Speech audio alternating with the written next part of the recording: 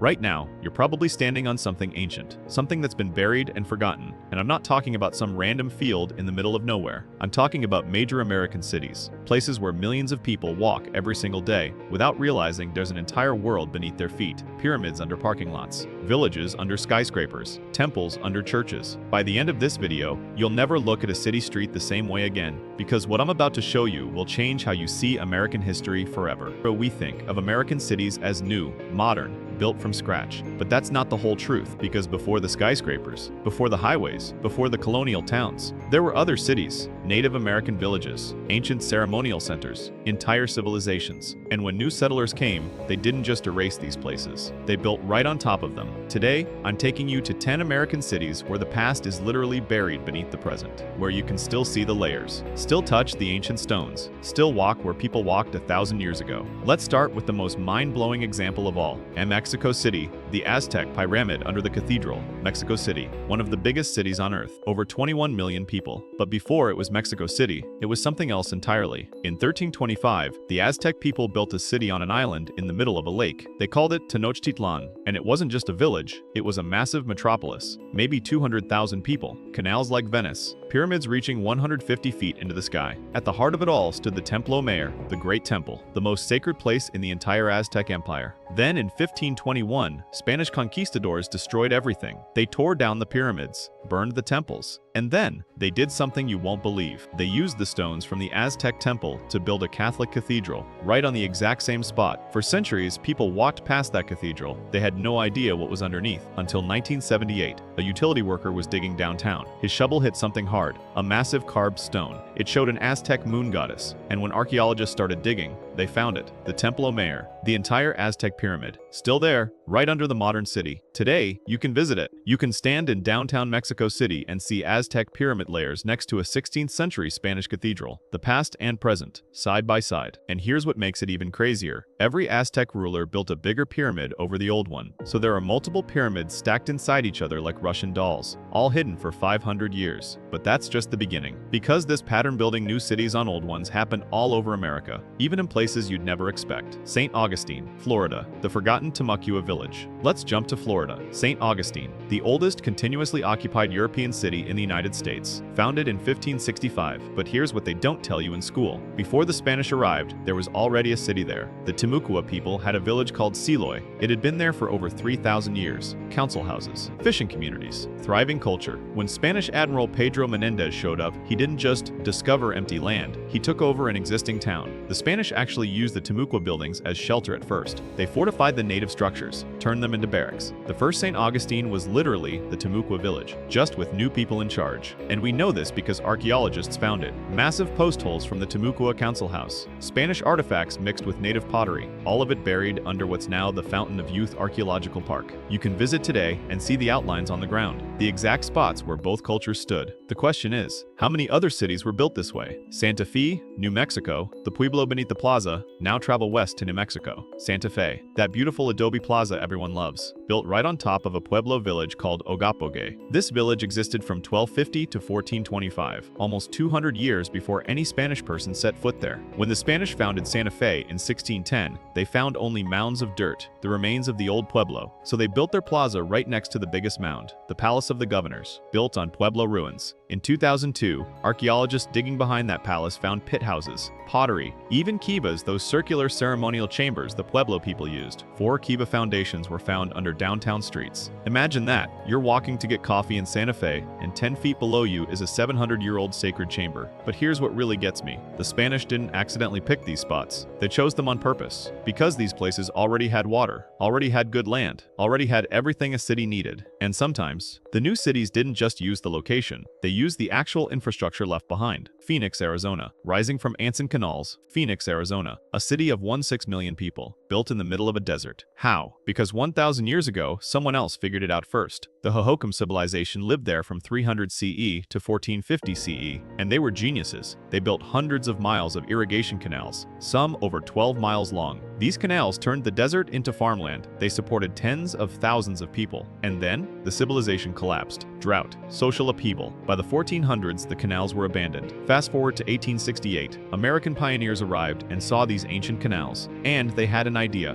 Why not just dig them out again, use the same routes. So that's exactly what they did. They cleaned out the Hohokam canals and used them to water their own farms. That's why they named the city Phoenix, like the mythical bird rising from the ashes, because they literally built their city on the ruins of another civilization. Today, Phoenix's modern canal system follows the exact same paths as the Hohokam canals. In some places, the concrete canals sit in the original trenches. You can visit Pueblo Grande Museum and see a massive platform mound, like a flat-topped pyramid still standing in the middle of the city. You can see the preserved canal segments, 6 meters deep, still there after 1,000 years. But not every city preserved these layers. Some destroyed them completely. And that brings us to one of the saddest stories in American archaeology. St. Louis, Missouri, the Lost Mound City. You know it for the Gateway Arch, but early settlers called it something else, Mound City, because when Europeans first arrived, there were dozens of massive earthen mounds all over the area, some 30 feet tall. These weren't natural hills. They were built by the Mississippian culture around 1000 to 1400 CE. Just across the river was Cahokia, one of the greatest pre-Columbian cities in North America. 15,000 people, over 120 mounds, a 100-foot-tall pyramid called Monk's Mound. The Mississippians built mounds on both sides of the river. In what's now St. Louis, there were at least 25 to 40 mounds, temple mounds. The biggest one, called Big Mound, was right downtown. But here's the tragic part. As St. Louis grew in the 1800s and 1900s, they destroyed almost all of them. They leveled the mounds for development, used the dirt as fill. By 1869, Big Mound was gone. By 1904, 16 more were cut down for the World's Fair. Today, only one survives. Sugarloaf Mound, about 40 feet tall, the oldest human-made structure in St. Louis. And it only survived because the Osage Nation bought it in 2009 to save it. Think about that. An entire ancient city, dozens of pyramids erased. But even though the mounds are gone, archaeologists are still finding evidence underground. Mississippian house foundations, pottery, artifacts. The city of St.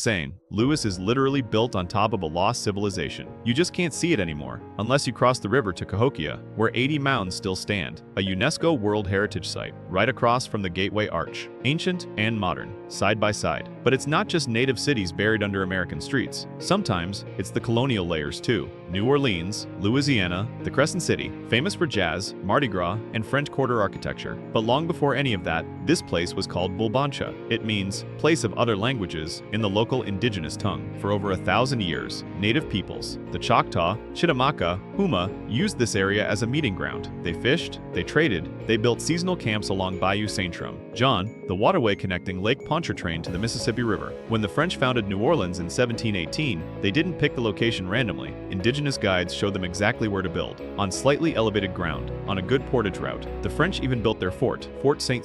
John, right on top of an ancient native shell midden mound. They sliced off the top and used it as a foundation. In 2013, archaeologists discovered intact native artifacts in City Park near Bayou Saint-Nay, pottery from 300 to 400 CE, animal bones, clay pipes, all buried beneath what used to be an old amusement park. And in the French Quarter itself, excavations after Hurricane Katrina found native pottery mixed with French colonial debris from the early 1700s, proof that indigenous people and colonists lived side by side in the early city. New Orleans isn't just built on swamp, it's built on memory, on ancient pathways that became streets, on shell mounds that became forts. The past is down there, you just have to dig. New York City, layers under Manhattan, New York City. Manhattan, the ultimate modern metropolis. In 1991, construction workers were digging a foundation for a federal office building. About 30 feet below street level, they found something: wooden coffins, human remains. Over 15,000 people buried there. It was the African burial ground, a cemetery used by enslaved and free Africans in the 1600s and 1700s. As New York grew, the city built over it, forgot about it, until that moment in 1991. Today, it's a national monument. You can visit it near City Hall. And just a few blocks away, at 85 Broad Street, there's something even stranger: a glass window in the sidewalk. If you look down, you can see the stone walls of the Lovelace Tavern,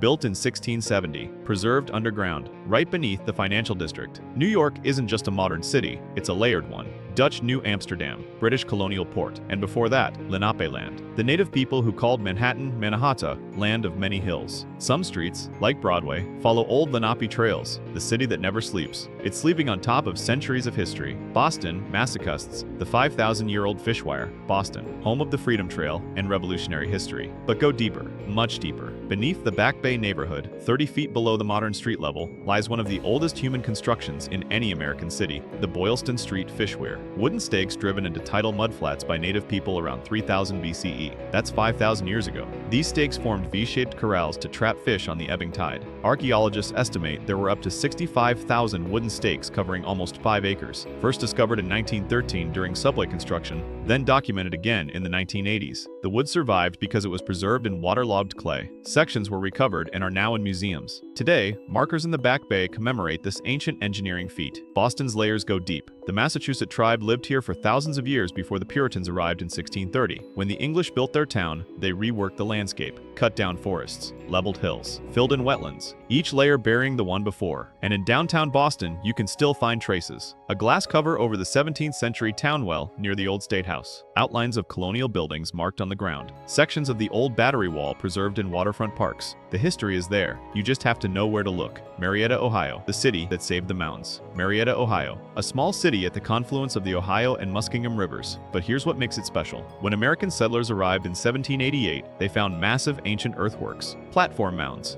burial mounds, geometric enclosures, built by the Hopewell culture around 100 BC to 500 AD, and instead of destroying them, they saved them. General Rufus Putnam and the Ohio Company passed a resolution. These ancient works should be preserved from destruction, so they planned the town around the mounds. The street grid was adjusted to incorporate them. The largest square enclosure became a public park. The Great Burial Mound, called Conus, was made the centerpiece of the town cemetery in 1801. Today, you can still visit these mounds. Walk up the steps to the top of Conus, a 30-foot-high green hill in the middle of a cemetery. Stand on Quadrangle Mound, a flat-top platform where ceremonies happened 1,500 years ago. Stroll along Sacra Via, the ancient processional way leading to the river. Marietta is one of the earliest examples of archaeological preservation in American history, a city that chose to coexist with the past instead of erasing it, where the street plan itself follows a 2,000-year-old blueprint. Montreal, Canada, Canada's second-largest city. But in 1535, French explorer Jacques Cartier visited a fortified Iroquoian village on this spot. He called it Hochelaga, about 50 longhouses, maybe 1,500 to 2,000 people.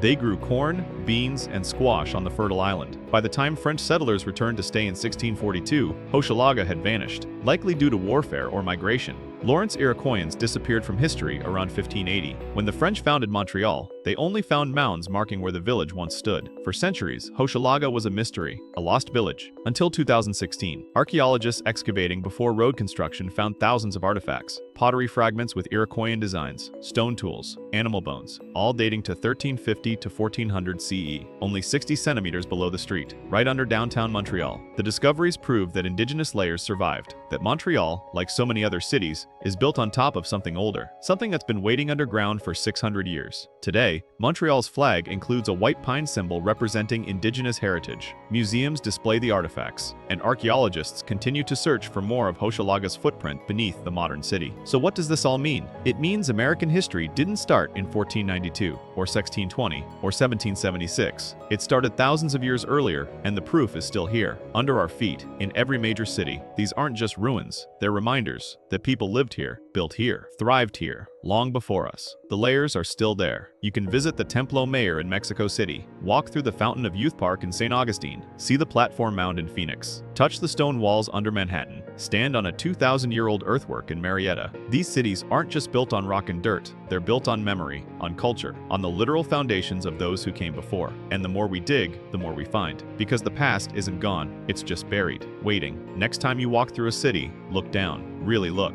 Because beneath that concrete, beneath that asphalt, there's a whole world you never knew existed. A city under the city. A story under the story. If this changes how you see American cities, hit that like button, subscribe for more hidden history, and drop a comment. Have you ever visited any of these sites? Or, do you know of another city built on ancient ruins? Let's keep uncovering these layers together.